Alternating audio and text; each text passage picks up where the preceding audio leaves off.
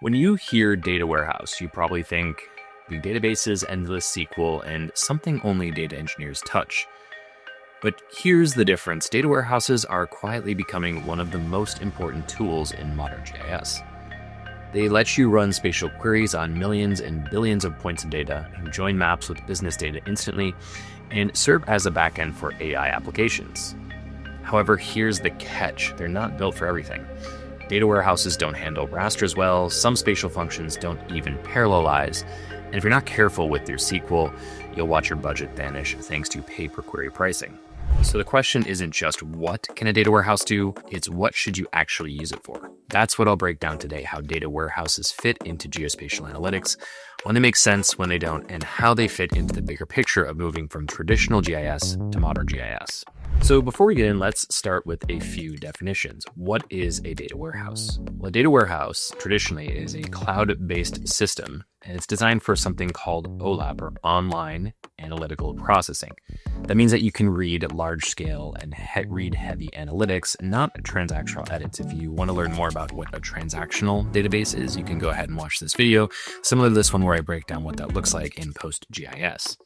Now, data warehouses have been around for a long time. If you think of the concept of just a warehouse in general, where you store lots of different things like boxes or different pieces or parts, that's basically what a data warehouse is. It's taking lots of data that's being produced and storing it for maybe use at some future time when it's needed. So if you think of a giant warehouse that's delivering things, you keep a lot of stuff in there, and then when an order comes in, you take that off the shelf, and then you do that. Now, to make a warehouse work effectively, it needs to be organized and structured, and we'll get into that a little bit later, but that's effectively what a data warehouse is. The data warehouses really started to become popular with the boom in machine-generated data from things like social media applications, applications like Netflix and others, and those really started to build out in this like 2010s era, like 2015 or so. Basically, all these companies are producing massive amounts of data about interactions with their products. People were using them and doing lots of different things with them. And what happened was they wanted to use that data to make better decisions about what they should do in their products.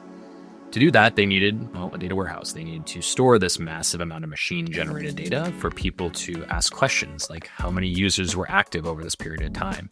If a user likes this thing, will they also like this thing? And all of that data needs to be queried efficiently and effectively, and then brought into other systems to do things like analytics or machine learning and stuff like that. Now, spatial functionality really started to show up in data warehouses, I think around 2018 or so. You can see this timeline here of when spatial functions were added to common data warehouses here. There's a timeline that goes through all of that. But a few examples of those today, those look like BigQuery, which is a Google Cloud product, Snowflake, Amazon Web Services Redshift, and Databricks SQL, which Databricks kind of has both pieces, but it has this kind of online analytical processing piece where it allows you to use it like a data warehouse. Now, more recently, tools like DuckDB and MotherDuck, which is a cloud version of DuckDB, have also provided very similar OLAP-like functionality. DuckDB, however, is a single node, and we'll break down the difference between, like a multi-node or a single node service.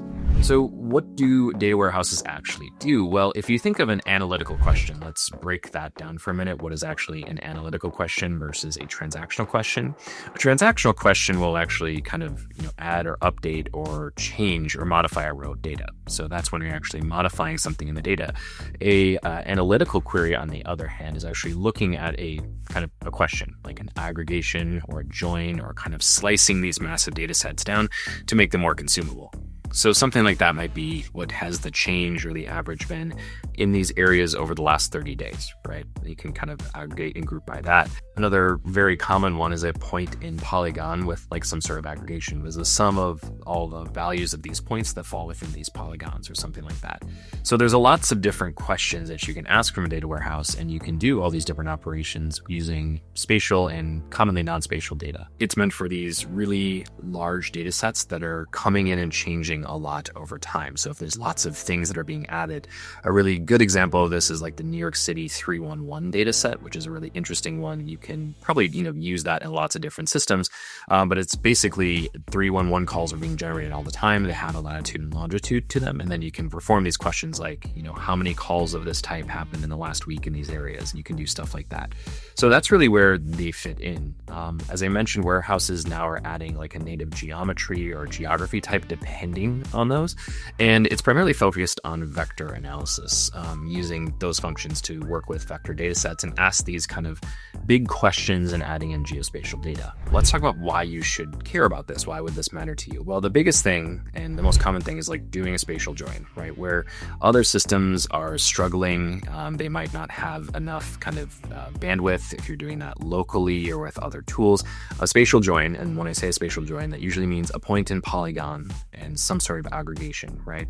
So like I said with that 311 data set, if you wanted to count all of the different events that maybe showed like, a call or complaint about noise in the different neighborhoods in New York City over a certain time period, that's a very common question for an analytical stack. When you think about what that means, it has to be really efficient to filter that data both on the attribute, like, the call type, in this case, the noise complaint. It has to filter that spatially, and then it has to do that aggregation. So that's what these things are really optimized to do. And there's lots of different pieces of technology that help you do that. But when I say analytics at scale, that's usually what that means. Aggregation, filtering, and that's hundreds of millions, even into the billions of rows of data. Another common case is when you want to put your data alongside other business data. If you have geospatial data sets and you want to integrate with things around finance or operation or product data, that data is usually in larger organizations stored in a data warehouse, right? So you can actually find it right there. You can do the joins as long as the attributes are sort of the same. You can do a lot of different things there. Increasingly, data warehouses are also providing a backend to, provide and develop training data, if that's for feature engineering or kind of creating these features that can be pulled into geospatial machine learning or general machine learning. They're being used as a backend to do that. There's certain limitations in this, and we'll talk about that in a minute when you might want to focus on a data processing pipeline.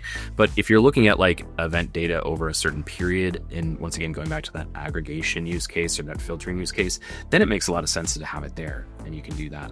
Another big advantage, especially with the cloud services, is that there aren't servers to manage, right? These are compute services that clouds provide to you. Of course, when you're in a cloud, there's a cost to that, but there's no like server that you're managing. There are like versions of data warehouses that you can manage on your own should you want to do that. And you have your own servers and things that you can do that on.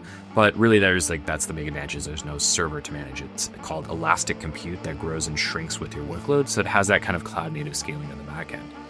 And I think like the final point is that it's like a good strategic bridge. It helps GIS teams that are integrating with data that's coming in from other business units, data engineering or business intelligence use cases. And it can kind of help put GIS data out of a silo and align it with a broader company strategy. Now, as a side note to kind of understand how all of this works, right? I mentioned that these are in cloud services. Most data warehouses require you to first bring that data in, right? There's some sort of like ingestion process to load that data into the system. Usually, and not in all cases, but in most cases, that isn't just like simply loading it into a cloud storage bucket, like, Amazon S3 or Google Cloud Storage. You're generally going to have to move it then into the data warehouse itself. Now, this data isn't stored in like memory like it is with, something like a PostGIS or something like that.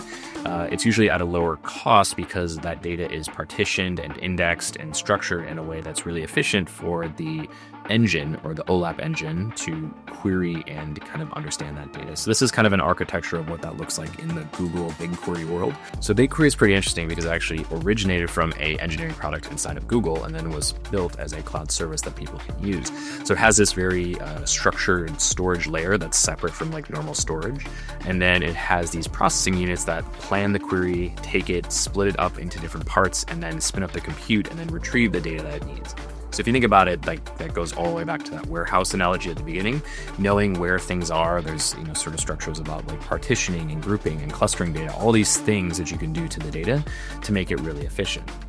Now, there are some good parts of this and tricky parts of this because not all of those functions, those GIS functions that you need to use, work with all of those parallelizing features. So there's something to be aware of when you're looking at this from that perspective to understand where that makes sense and where you're getting benefit or where you're not getting benefit. Is this something you need to use? And I measure this on 4 different metrics. There's personal projects, one-off projects, small teams, and then enterprises.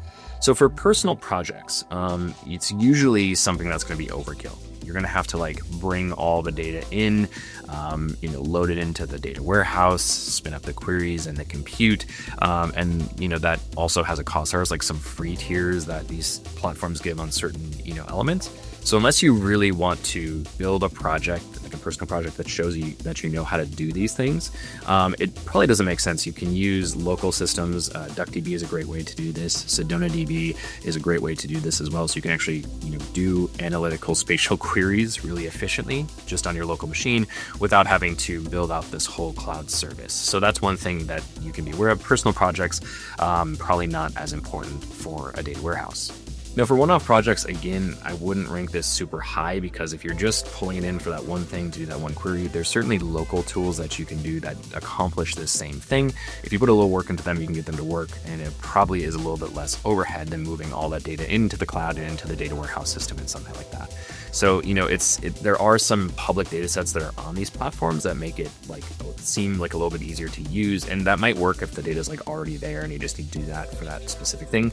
But if you have the data already and store data, you can generally use some different systems that leave the data where it is, and you can do the processing locally. Like I mentioned, SedonaDB, DuckDB, these are all really good tools that you can actually use to go ahead and do that. Now, if you're a small team, it will provide you some scalable analytics without running your own database or infrastructure, right? You have to kind of understand the trade-offs here if you're a small team. If you're not putting your data alongside other enterprise data from other teams, it might not make as much sense if you're just really focused on geospatial. However, there's other teams that have their data in a data warehouse that might become more important to you to house that data alongside of it.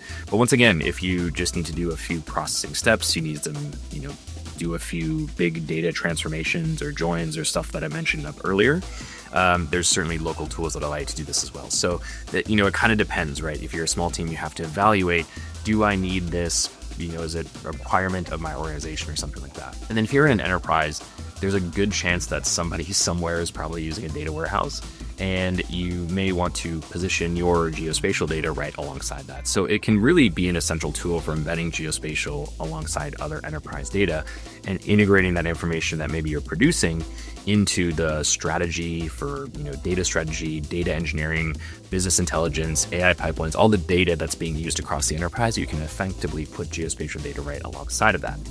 Now, that said, there might be some spatial processing, and that's another thing we'll talk about that you need to do when working with the data warehouse. There might be some pre-processing steps, and there's a different tool set to actually do that. So we'll talk about that in a minute as well. But to go through each of these for personal projects, I would probably say, 0, you probably don't need it. And one-off projects, maybe 0.5, if you really need that public data set and you don't want to do the work to get it, pulled in, you could use that, but it's probably not necessary. For small teams, it's a 1.5 maybe. It really, if there are other teams that are using a data warehouse, it goes the same for an enterprise to strategically position your spatial data alongside of that. So it might be a little bit higher, but you have to evaluate that. And for enterprise, it's probably closer to a 4. If people are using it already, it becomes even more essential for the geospatial strategy in that organization.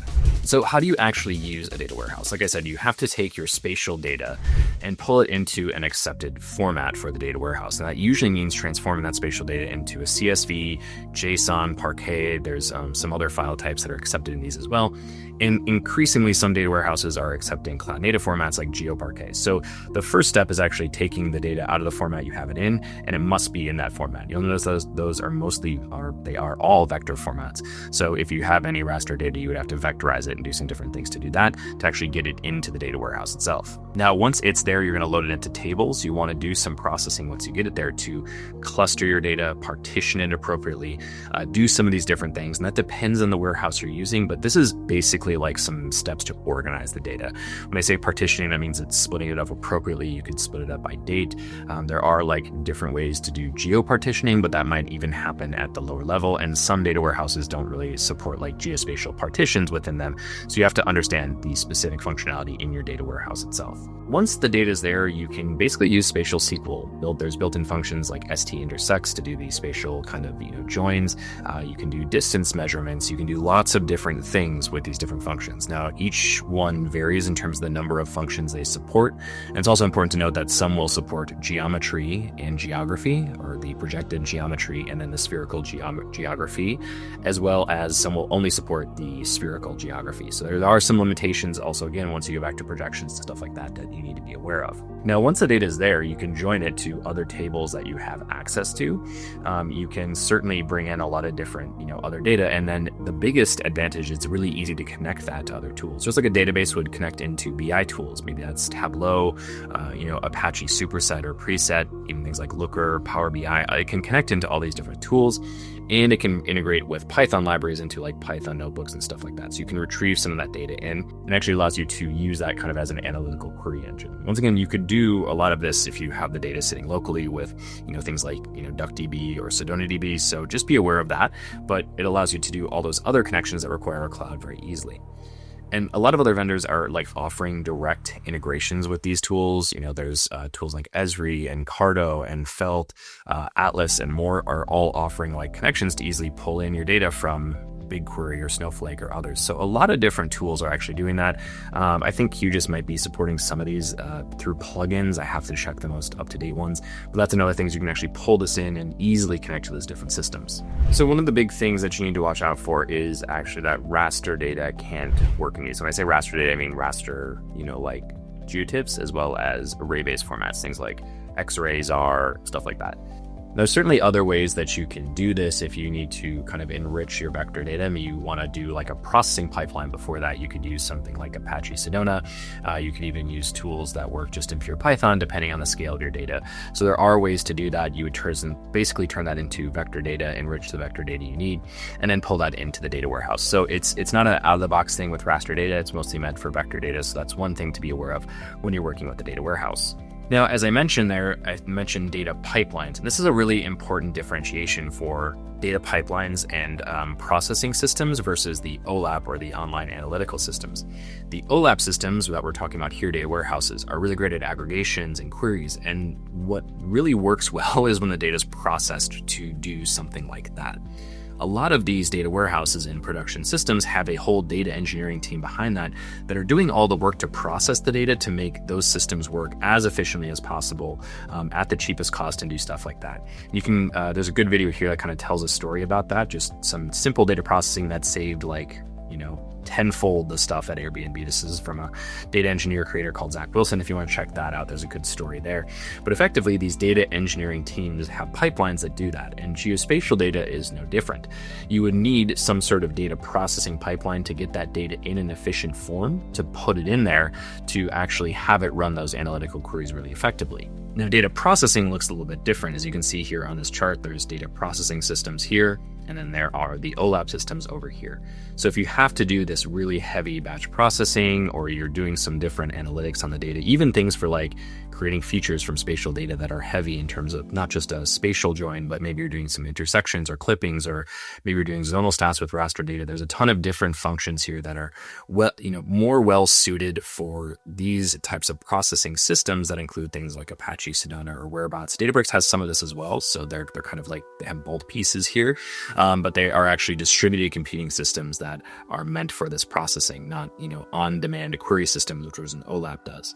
So if you have heavy processing workloads, make sure you're doing that processing first and then getting the data in that system to sit alongside the OLAP system, and not doing that. And that kind of goes into my next point, which is sort of these cost surprises that can pop up.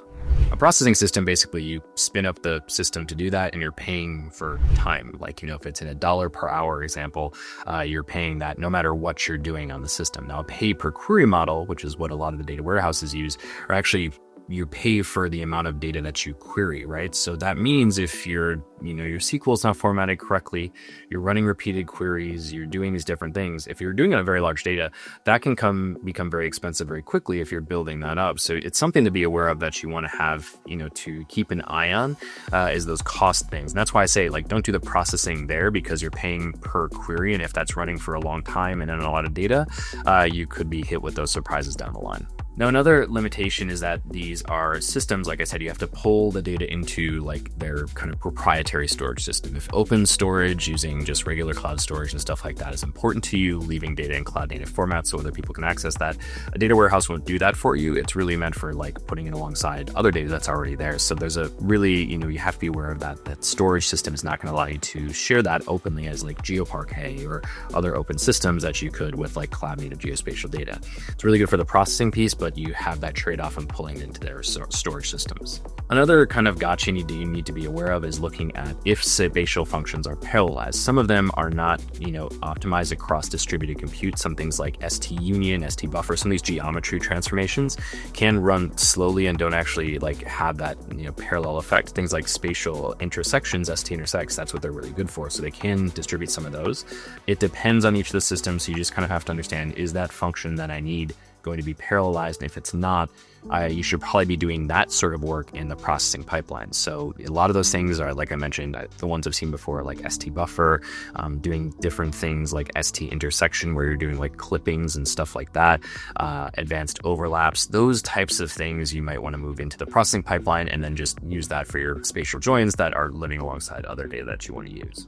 And then finally, you want to have the ability to do both query optimizations with your team, as well as some of the partitioning and some of that work. So you need some sort of skills to manage the data warehouse to make sure the data is structured effectively, but also write the queries efficiently as well. So investing some time in learning spatial, SQL, both the actual language of it, and then other things can be, really helpful there as you're getting into the data warehouse world. Now, importantly, when not to use a data warehouse. So as I mentioned, some of these things, if you have these raster heavy workflows, if you're doing like remote sensing, raster algebra, if you need to do zonal statistics, anything that kind of touches the raster or climate world, climate data world of arrays and stuff like that, that's generally left to other systems. And I think that data warehouses, if you are going to use them, the data should be processed and pulled into there. So once again, data processing pipelines is another key piece. If you have these very heavy processing pipelines, even if they're not heavy, if they're just complex, or they use functions that are not parallelized in these systems, you want to do that work there. You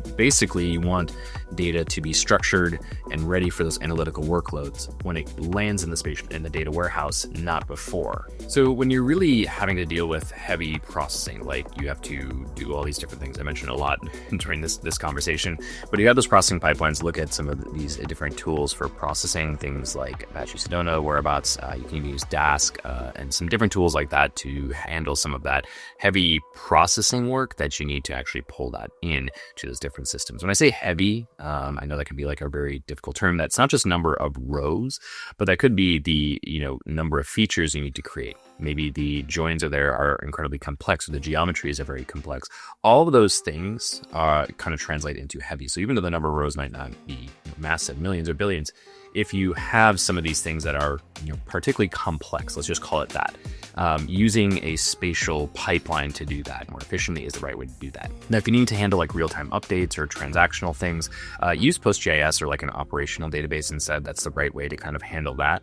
And then once you have collected that data, if it's like analytical in nature, pull that into a data warehouse and you can do some analytics there. So you can do some different things like that. If you need to absolutely publish data in like open formats, once again, a data warehouse can store that data, but it's not going to have that open storage or like kind of regular cloud storage. So if you need to publish data in cloud native formats like GeoParquet, Cloud Optimized GeoTIFF, there's a bunch of other tools you can use to do that, to actually create those data sets and share them.